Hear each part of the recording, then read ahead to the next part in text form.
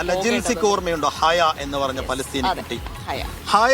ഹയയുടെ പ്രധാനപ്പെട്ട പ്രത്യേകത, നമ്മൾ ഹയയെ കുറിച്ച് ചർച്ച ചെയ്തതൊക്കെ ഹയയുടെ ഒരു ഒസിയത്ത് പുറത്തു വന്നു എന്ന് വെച്ചാൽ ഏത് നിമിഷവും തന്റെ വീടിന്, തന്റെ കുടുംബത്തെ കവർന്നെടുക്കാൻ പാകത്തിലുള്ള ഒരു ബോംബിനെ പ്രതീക്ഷിച്ചിരിക്കുന്ന ഹയ, ആ കുഞ്ഞു കുട്ടി ഒരു ഒസിയത്ത് എഴുതി വെച്ചത് ഒരു വാർത്തയായി പുറത്തു വരികയും ലോകമെമ്പാടുമുള്ള മനുഷ്യരുടെ ഹൃദയം കീറി മുറിക്കുകയും ചെയ്ത ഒരു സംഭവമായിരുന്നു. ഹയ എന്ന് പറയുന്നത് ലോകത്തിന് ഒരു ചെറുത്തുനിൽപ്പിന്റെ, ഒരു അതിജീവനത്തിന്റെ, ഒരു പോരാട്ടത്തിന്റെ ഒക്കെ ഒരു പ്രതീകമാണ്.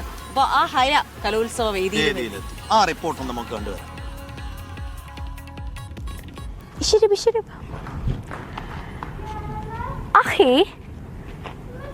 കാലത്ത് ഹന്ന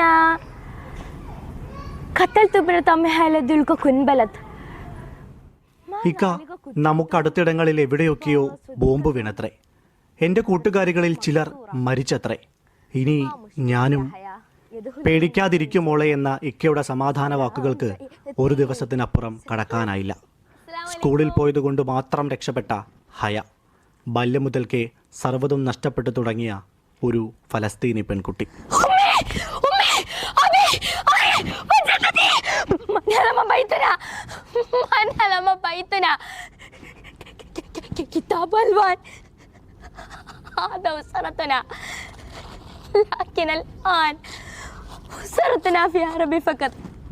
എന്നെ മാത്രം ബാക്കി വെച്ചത് എന്തിന്?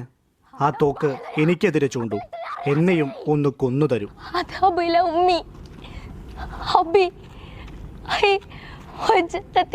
അന്ന് എങ്ങനെയാണ് അത്രയും ശക്തമായൊരലർച്ച അവളിൽ നിന്നുണ്ടായത്? ഹയ, ലോകത്തെ ഏറ്റവും നിസ്സഹായിയായിരുന്ന ഫലസ്തീനി പെൺകുട്ടി. വിശക്കുന്നുണ്ട്, പക്ഷേ നല്ലതൊന്നും എനിക്ക് വേണ്ട. ഞാനത് കഴിക്കില്ല. ഇനി അത് കഴിച്ചാൽ എനിക്ക് ജീവിക്കണമെന്ന ആശ തോന്നിയാലോ? എൻ്റെ വിശക്കുന്ന വയറുകൾ പൊട്ടിത്തെറിക്കട്ടെ, എൻ്റെ തലച്ചോറുകൾ ചിന്നിച്ചു തരട്ടെ.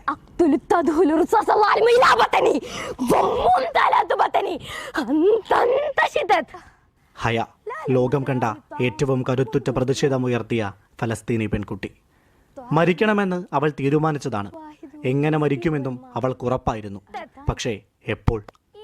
സ്വന്തം നിഴലിനെ പേറി അനാഥ തെരുവിലൂടെ നടക്കവേ ഒടുക്കം അവളും.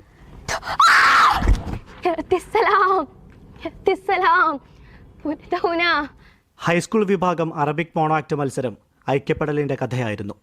ഇസ്രായേൽ നിഷ്കരുണമില്ലാതാക്കിയ പിഞ്ചോമനകളെ നഷ്ടമായ മാതാപിതാക്കളോടൊപ്പമെന്ന് പറഞ്ഞ, മാതാപിതാക്കളെല്ലാം നഷ്ടമായ പിഞ്ചുമക്കളോടൊപ്പമെന്ന് പറഞ്ഞ 10ാം ക്ലാസ്സുകാരി അഫ്ര ഫാത്തിമ എന്ന പെൺകുട്ടിയുടെ ഐക്യപ്പെടലിന്റെ കഥ.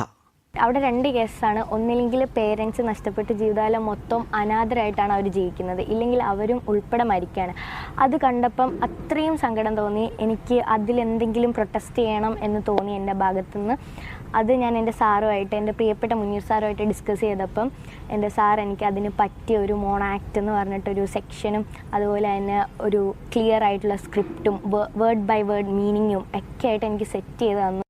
ജിഷ്ണു ഗിരീഷിനൊപ്പം അരുൺ രാജ്, മീഡിയ 1.